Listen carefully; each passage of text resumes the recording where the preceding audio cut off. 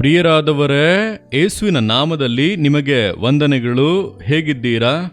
ಇಂದು ದೇವರ ಸಂಗಡ ಮಾತನಾಡಿದ್ದೀರಾ? ಸತ್ಯವೇದವನ್ನು ಓದಿದ್ದೀರಾ? ಯೇಸು ನಿಮ್ಮ ಸಂಗಡ ಮಾತನಾಡಿದನ? ಆತನೊಂದಿಗೆ ನಡೆಯಬೇಕೆಂದರೆ ಆತನಿಗೆ ಟೈಮ್ ಕೊಟ್ಟು ಪ್ರಾರ್ಥನೆ ಮಾಡಿ ವಾಕ್ಯವನ್ನು ಓದಬೇಕಲ್ಲವಾ? ತಪ್ಪದೇ ವಾಕ್ಯವನ್ನು ಓದಿ ದೇವರೊಟ್ಟಿಗೆ ಮಾತನಾಡಿ ಆತನು ಏನು ಹೇಳುತ್ತಾನೆಂದು ಗಮನಿಸಬೇಕು. ಇಂದು ಕೂಡ ನಿಮಗೆ ಒಂದು ವಾಕ್ಯವನ್ನು ಹೇಳಲು ಬಯಸುತ್ತಾನೆ. ಏನು ಗೊತ್ತಾ? ಯೋಬನು 17ನೇ ಅಧ್ಯಾಯ 9ನೇ ವಾಕ್ಯದಲ್ಲಿ, ಶುದ್ಧ ಹಸ್ತನು ಬಲಗೊಳ್ಳುತ್ತಲೇ ಇರುವನು. ನೀವು ಹೆಚ್ಚು ಹೆಚ್ಚು ಬಲಗೊಳ್ಳಬೇಕು, ಹೆಚ್ಚಾಗಿ ಅಭಿವೃದ್ಧಿಯಾಗಬೇಕು, ಹೆಚ್ಚು ಹೆಚ್ಚು ನೀವು ಆಶೀರ್ವಾದ ಹೊಂದಬೇಕು, ಹೆಚ್ಚು ಹೆಚ್ಚು ನೀವು ಜಯ ಹೊಂದಬೇಕು. ಇದೇ ದೇವರ ಬಯಕೆ. ಹೆಚ್ಚು ಹೆಚ್ಚಾಗಿ ನೀವು ಬಲಶಾಲಿಗಳಾಗಿರಬೇಕೆಂದು ದೇವರು ಬಯಸುತ್ತಾರೆ. ಅದಕ್ಕೆ ಒಂದು ಕಾರ್ಯ ಹೇಳುತ್ತಾರೆ, ಶುದ್ಧ ಹಸ್ತನು. ನಮ್ಮ ಕೈಗಳು ಶುದ್ಧವಾಗಿ ಇರಬೇಕಂತ. ಈ ಕೈ ಶುದ್ಧವಾಗಿರಬೇಕು, ಪಾಪ ಮಾಡಬಾರದು. ಈ ಕೈಯಿಂದ ಪಾಪ ಮಾಡಬಾರದು. ದೇವರನ್ನು ದುಃಖಪಡಿಸುವಂತ, ವೇದನೆ ಪಡಿಸುವಂತ ಕಾರ್ಯವನ್ನು ಈ ಕೈಯಿಂದ ಮಾಡಬಾರದು. ಈ ಕೈಯಿಂದ ಎಷ್ಟು ಪಾಪ ಮಾಡುತ್ತೇವಲ್ಲ, ನೀವು ಯೋಚಿಸಿ ನೋಡಿರಿ. ಲಂಚಕ್ಕಾಗಿ ಕೈ ಚಾಚುತ್ತೇವೆ, ಅನ್ಯಾಯ ಸಂಪಾದನೆಗೆ ಕೈಯನ್ನು ಉಪಯೋಗಿಸುತ್ತೇವೆ, ಕಲಬೆರಿಕೆ ಮಾಡಿ ಸಮಾಜಕ್ಕೆ ಕೇಡನ್ನು ಉಂಟು ಮಾಡಲು ಕೈಯನ್ನು ಬಳಸುತ್ತೇವೆ, ಮತ್ತೊಬ್ಬರ ಕೊರತೆಯನ್ನು ಹೇಳಿ ಬರೆಯಲು ಉಪಯೋಗಿಸುತ್ತೇವೆ. ಹೌದಾ? ಅನೇಕ ತಪ್ಪುಗಳನ್ನು ಮಾಡಲು ಈ ಕೈಯನ್ನು ಉಪಯೋಗಿಸುತ್ತೇವಲ್ಲ. ಹಾಗಾದರೆ ಈ ಕೈ ಶುದ್ಧವಾಗಿರಬೇಕು. ಹಾಗಾದರೆ ಕೈ ಶುದ್ಧವಾಗಿರಲು ನಿಮ್ಮನ್ನು ಒಪ್ಪಿಸಿಕೊಡಬೇಕು.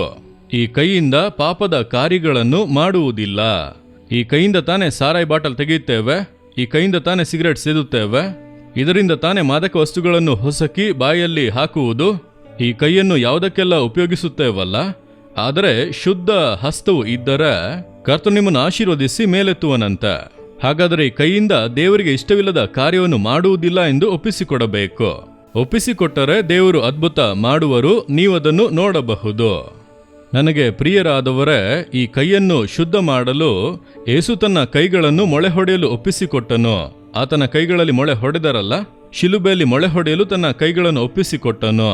ಆ ಯೇಸು ಕ್ರಿಸ್ತನ ರಕ್ತ, ಆ ರಕ್ತದ ಶಕ್ತಿಯು ಇದುವರೆಗೂ ನಾವು ಕೈಯಿಂದ ಮಾಡಿದ ಪಾಪಗಳನ್ನು ತೊಳೆದು ಶುದ್ಧೀಕರಿಸುವುದು ಮಾತ್ರವಲ್ಲ, ನಿತ್ಯವೂ ಆತನ ರಕ್ತದೊಳಗೆ ಈ ಕೈಗಳನ್ನು ಒಪ್ಪಿಸಿಕೊಟ್ಟರೆ ನಿತ್ಯವೂ ಅದು ಪಾಪ ಮಾಡದಂತೆ, ಹೊಲೆಯಾಗದಂತೆ ಆತನ ರಕ್ತದ ಶಕ್ತಿಯು ಸಂರಕ್ಷಿಸುವುದಕ್ಕೆ ಶಕ್ತವಾಗಿದೆ. ಆದ್ದರಿಂದ ಶುದ್ಧ ಹಸ್ತವು ನನಗೆ ಇರಬೇಕು ದೇವರೇ. ನನ್ನ ಕೈಗಳಿಂದ ಇನ್ನು ಮೇಲೆ ನಿಮಗೆ ಇಷ್ಟವಿಲ್ಲದ ಯಾವುದನ್ನು ಮುಟ್ಟಬಾರದು, ಮಾಡಬಾರದು, ನಾನು ಪಾಪ ಮಾಡಬಾರದು, ಒಪ್ಪಿಸಿಕೊಡುತ್ತೇನೆ ಎಂದು ಹೇಳುವಿರಾ? ಹಾಗೆ ಹೇಳಿರಿ ನೋಡೋಣ. ದೇವರೇ, ನನ್ನ ಕೈಗಳನ್ನು ಪರಿಶುದ್ಧತೆಗೆ ಒಪ್ಪಿಸಿಕೊಡುತ್ತೇನೆ. ಇದುವರೆಗೂ ಈ ಕೈಗಳು ಮಾಡಿದ ಪಾಪಗಳನ್ನು ನಿಮ್ಮ ಕೈಗಳಿಂದ ಸುರಿದಂತ ರಕ್ತದಿಂದ ತೊಳೆಯಿರಿ. ಇನ್ನು ಮುಂದೆಯೂ ಈ ಕೈಗಳಿಂದ ಯಾವುದೇ ಪಾಪವನ್ನು ಮಾಡದಂತೆ, ಅನ್ಯಾಯದ ಕಾರ್ಯಗಳನ್ನು ಮಾಡದಂತೆ ನನ್ನ ಕೈಗಳನ್ನು ನಿಮ್ಮ ರಕ್ತದ ಬಲದಿಂದ ಸಂರಕ್ಷಿಸಿ ನಡೆಸಿ. ಯೇಸು ಕ್ರಿಸ್ತನ ನಾಮದಲ್ಲಿ ಪ್ರಾರ್ಥಿಸುತ್ತೇನೆ. ಆಮೇನ್, ಆಮೇನ್. ಜೀಸಸ್ ರಿದೀಮ್ ಕನ್ನಡ ಯೂಟ್ಯೂಬ್ ಚಾನಲ್ ಅನ್ನು ಸಬ್ಸ್ಕ್ರೈಬ್ ಮಾಡಿ. ಸಬ್ಸ್ಕ್ರೈಬ್ ಬಟನ್ ಕ್ಲಿಕ್ ಮಾಡಿ ಮತ್ತು ಬೆಲ್ ಬಟನ್ ಒತ್ತಿ. ಅನುದಿನ ಕಾರ್ಯಕ್ರಮದ ಮಾಹಿತಿ ಪಡೆಯಿರಿ.